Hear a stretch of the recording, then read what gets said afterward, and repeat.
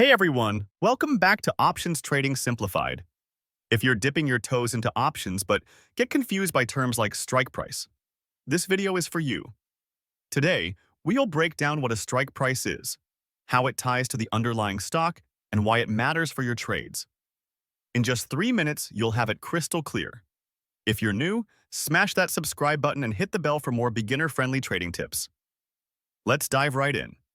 At its heart, the strike price, also called the exercise price, is the fixed price at which you can buy or sell the underlying stock if you decide to exercise your option.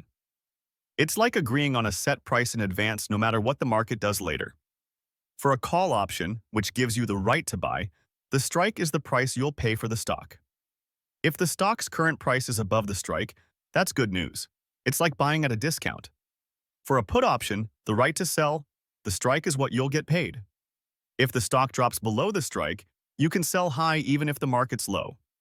The strike relates directly to the underlying stock's price. It's chosen from a list of available strikes, usually in increments like $5 or $10, based on the stock's value. Think of it as the target line on a chart. The stock price dances around it, determining if your option has value. Here's a 30-second example. Say, Tesla stock is at $200. You buy a call option with a $210 strike. If Tesla climbs to $230 before expiration, your option lets you buy at $210, profiting $20 per share minus the premium. But if it stays at $200, it's worthless at that strike. Choose strikes close for higher cost but better odds. Far strikes are cheaper but riskier. Why does this relationship matter? The gap between stock price and strike affects the option's premium, the cost you pay upfront. Strikes near the current stock price, at the money, are pricier because they're more likely to pay off. In the money strikes, favorable position, cost even more but have built-in value. Out of the money, cheaper, but like a long shot.